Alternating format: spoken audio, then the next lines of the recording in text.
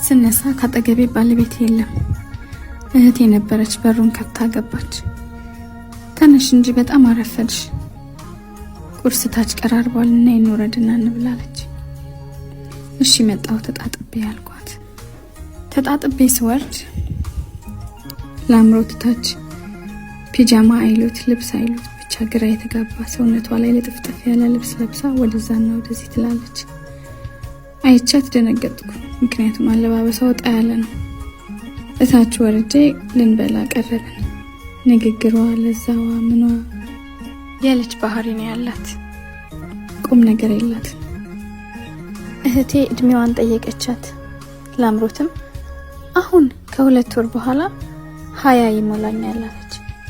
እኔም 19 ዓመትሽ ነው አልኳት። አዎ አለች። ስለ ትምህርቷ ደረጃ፣ ስለ አንዳንድ ነገር ምናምን ጠየቅናት። እሷም እንዳጠና ሰው ሁሉንም የጠየቅናትን መለሰችልን። በዚህ መሃል ስልኳ 10 ይጠራ ነበር። እሷም ስልኩን ትዘጋው ነበር። ወዲያው ባለቤቴ እኔ ጋር ደወለ። ስልኩን አንስቼ ዛሬ ደግሞ ሳላይ ወጣ በሰላም ነው አልኩት። አዎ እንዳልቀሰቅስሽ ብዬ ነው፣ አስቸኳይ ስራ ነበረኝ ለዛ ነው እና እንድታልፊ ብዬ ነው ያልደወልኩልሽ። ላምሮትን አገናኘኝ አለኝ። እሺ ላምሮትን ኪ አልኳት። ተቀበለችኝና ስልኩን ይዛ ወደ ላይ ወጣች። እኛ አጠገብ ማውራት አልፈለገችም። ያው ወንድሟ አይደል የፈለገችው ነገር ይኖራል ብለን እኛ ወደ ጨዋታችን ገባን። እንግዲህ የእያንዳንዱን ቀን ውሏችንን ከነገርኳችሁ ታሪኩ ይረዝማል። ግን ባጭሩ እያንዳንዱ ቀን እኛ ቤት የሚሆነው ተመሳሳይ ነገር ነበር። እህቴ ቀን በቀን ባይባልም ቢያንስ በሳምንት 2 እኔ ጋር የመጣች ታድር ነበር። ላምሮትም ያው ወቅቱ ክረምት ነበርና የረፍት ጊዜዋን አንዳንዴ ቤት አንዳንዴ ውጪ ደስ እንዳላት ታሳልፋለች። የኔ ቤተሰብ እንደነገርኳችሁ እኔ የመጨረሻ ልጅ ሲሆን 2 ሴትና 1 ወንድም አለኝ። በየወሩ የቤተሰብ ፕሮግራም አለን እናታችንና አባታችን ቤት። ሁል ጊዜ ወር በመጣ ቁጥር ባለቤቴን ይዤ ነበር የምሄደው። አንድ ቀን ሲቀረው ነበር የነገርኩት። 2 እህቶቼና 1 ወንድሜ በጣም ጓጉተን የምንጠብቃት ቀን ነች።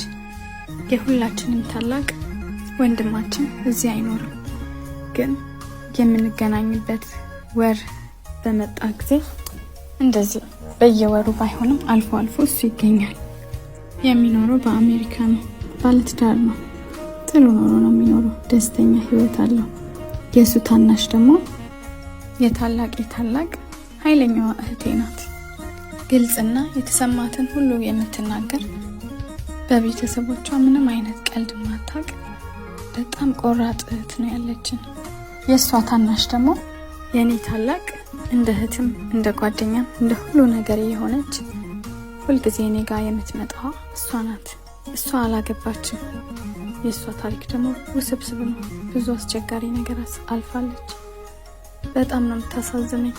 እንደ የዋህነቷ እንደ ደግነቷ ነገሮች አልተሳኩላት። ቢሆንም ግን ደስተኛ ናት።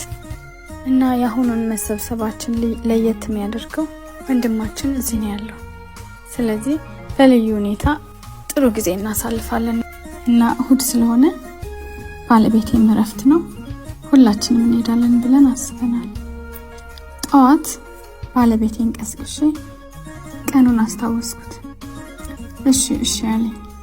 ከዛ ወደ ዝግጅት ገባን። ለላምሮትም ነገርኳት እና ወደ 5 ሰዓት አካባቢ ሁላችንም ለባብሰን ልንወጣ ስንል እንደተለመደው ላምሮት ያወጣ ያለ አለባበሷን ለብሳ ወረደች። ባለቤቴ የሆነ ነገር እንድትደርብ ነገራት። ይቻለው አለችው። ከዛ መኪና ውስጥ ገብተን መንገድ ጀመርን። በቤት ስንደርስ ከወትሮ በተለየ ብዙ እንግዶች አሉ። ወንድሜን ሊያገኙ የመጡ ቤተሰቦች፣ የወንድሜ ጓደኞች፣ ከአሜሪካ ድረስ የመጡ አንዳንድ የወንድሜ ጓደኞች ቤቱን ሞልተውታል። ላምሮትን ከቤተሰቦቼ ጋር አስተዋወቅኳት። እዛ ያለ ሰው በሙሉ አይኑን ላምሮት ላይ ነው። እሷን አይቶ አይኑን የሚነቅል ሰው አልነበር። የሁሉም አይን እሷ ላይ ነበር። ይህንን በደንብ አስተውያለሁ። ከአሜሪካ የመጡት የወንድሜ ጓደኞች እንዴ እኛንም አስተዋውቂን እንጂ እያሉ ለመተዋወቅ ግብዣ አቀረቡላት። ሁሉንም ሄዳ ሰላም አለች። በዚህ ሰዓት ነው ባለቤቴን በድንገት ያየሁት። ምንም ምቾት አልተሰማውም ነበር። ፊቱ ተቀያየረ። ሁሉንም ሰላም የሚሏትን እንደ ጠላት ነበር። በዚህ ሰዓት አንዱ የወንድሜ ጓደኛ ማን ልበል ማን ናት አለ። አይ የባለቤቴ እህት ናት አልኩኝ እና ሁሉም በአክብሮት ሰላም አሏት። ሁላችንም ቦታችንን ይዘን ተቀመጥን። እኔና ባለቤቴ፣ እህቴና ባለቤቷ፣ አንደኛዋ እህቴ ከአንድ ሰው ጋር እንደዚህ ተቀምጠናል። አጋጣሚ ለአምሮት ከአንደኛው ዲያስፖራ ጋር ጎን ቁጭ ብላለች። ባለቤቴ እያየሁት ነው። ምንም ምቾት አልተሰማው፣ ይቁነጠነጣል። ምን ሆንክ ካልኩት አይ ምንም አለኝ ኮቱን እያወለቀ። እኔም በውስጤ አይ የወንድም ነገር እያልኩኝ የወንድሜ ነገር አስታወሰኝ። እንደዚህ ነበረ የሚሳሳለን፣ በአይኑ ነበረ የሚጠብቀን እና ባለቤቴ እህቱን እንደዚህ ሲከታተል አሳዘነኝ። በውስጤ ደስ አለኝ። ድንገት ለአምሮት ብድግ ብላ ወደ መታጠቢያ ቤት ሄደች። አንደኛው የወንድሜ ጓደኛ ተነስቶ ተከትሏት ሄደ። ይሄኔ ነበር ባለቤቴ ብድግ ያለው።